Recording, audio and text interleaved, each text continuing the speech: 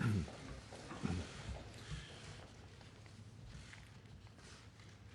morning, everyone. I'm joined by Professor Murphy this morning in his capacity as the Secretary of the Department of Health. The reason for that is, as Secretary for the Department of Health, that he is directly overseeing the operations of the department and engaging with the Victorian government in relation to the aged care issues currently that we're addressing in Victoria.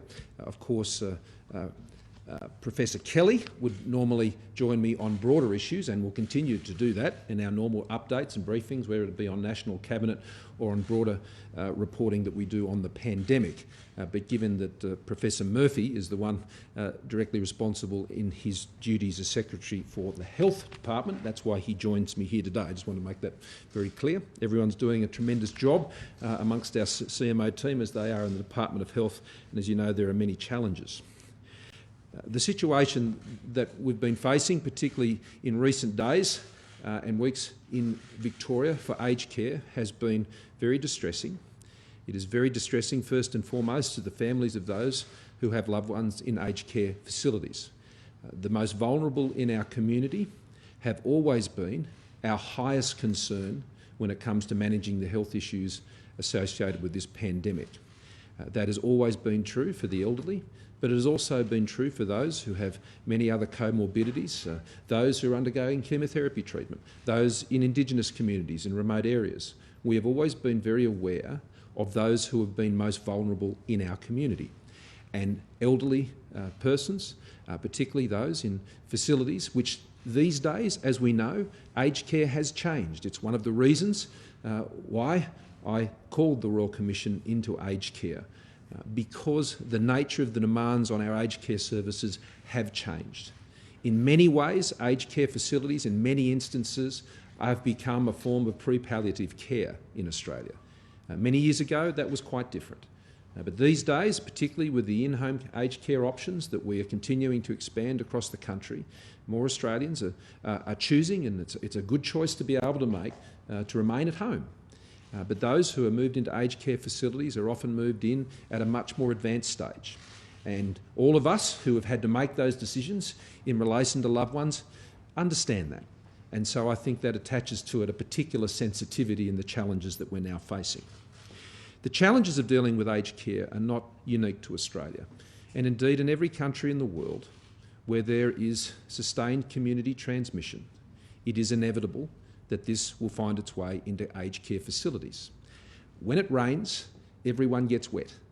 And that is what we're seeing with broad-based community transmission in Victoria. As the Premier rightly said, if you are ill, do not go to work. That is true if you work in a meat processing plant. It is true if you work in a chemist shop. It is true if you work in a restaurant. It is true if you're a journalist, a politician, whoever you may be, an aged care worker especially. We have, I think, over 750 healthcare workers, in particular in Victoria, who have been infected with COVID. This is the product of community transmission. And whatever workplace it is, then workplaces are vulnerable, and that's why the Victorian government has rightly put in place the protections they have to try and protect against that workplace transmission.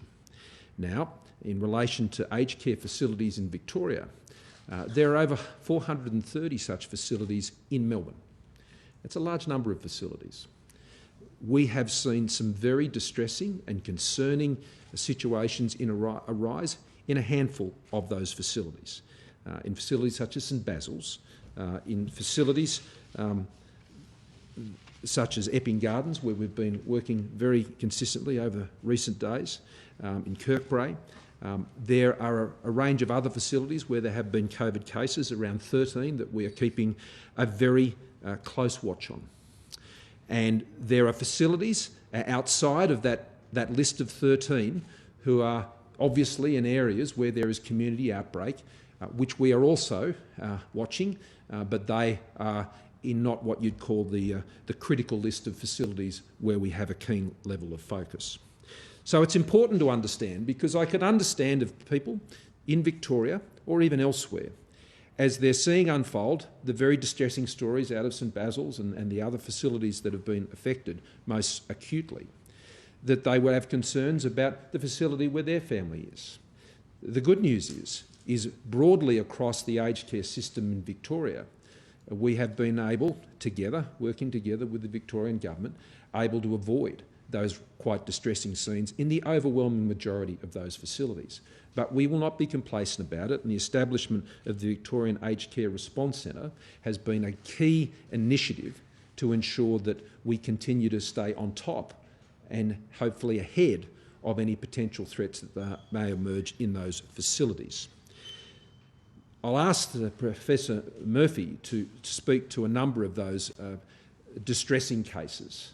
As I said yesterday when I was in Queensland before returning here yesterday, I want to be as upfront with you as we possibly can about what has occurred in these facilities, and I said the Royal Commission will have absolute ability to go into the intricacies of these issues, and I hope they do, because all lessons always must be learnt.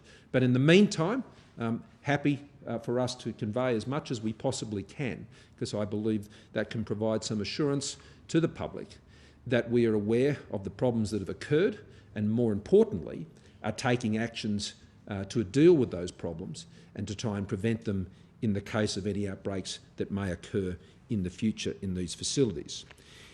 But I do stress the principal cause for transmission into aged care facilities has been through workforce transmission. It has principally come through the infection of staff more broadly in the community, many cases completely unaware of that infection, and by the time they became aware of that infection, then obviously they'd been in those facilities. And that is true in many workplaces around Victoria.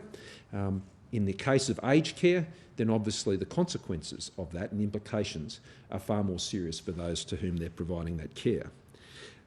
The actions that have been taken have been to principally address the disruption in workforce in these facilities.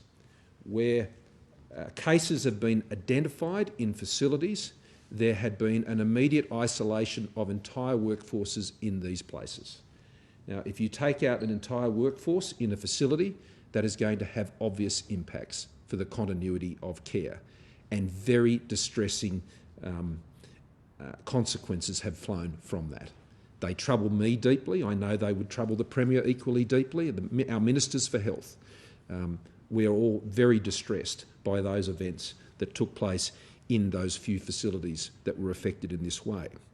And so it has been important in those cases to move as quickly as we can to get workforces into those places.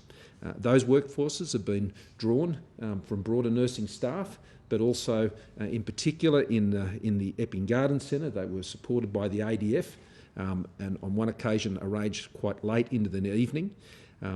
But going forward, the key actions that were necessary were to ensure the cessation of all unnecessary elective surgery and to free up the private and public nursing workforces to support those aged care facilities. The aged care facilities that are in the most distressed situation you wouldn't describe as being in a normal aged care environment with residents. They have moved effectively into an inpatient care type facility akin to what you would see in a hospital. And so that requires, in many cases, an even higher standard of nursing care in those places. And so getting access to that private and public nursing workforce is a critical part of the solution to ensure we can move people quickly into those situations. So I welcome the decision of the Premier yesterday to make those decisions in relation to elective surgery. That is already making a very big impact. And I want to thank particularly the hospitals that have been in the clusters of areas around where these facilities are in working so quickly with our team in the Victorian Aged Care Response Centre to be able to make those staffing available.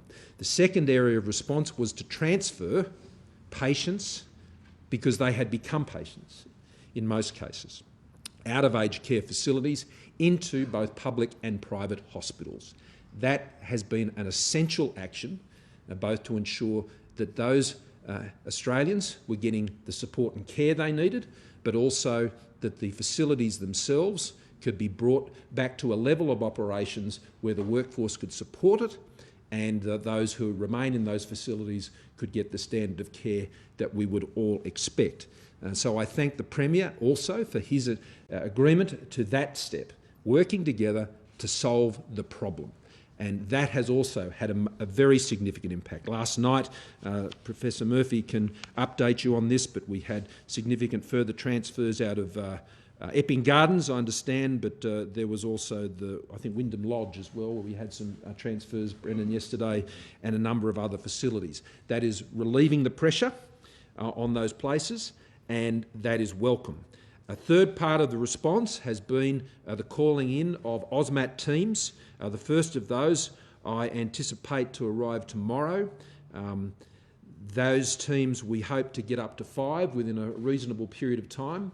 They are teams of 7.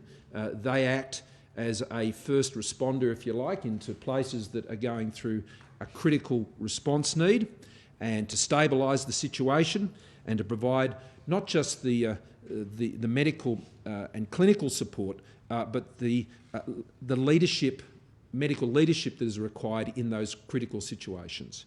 And that is something that they can supplement very, very effectively. And we welcome that support as well.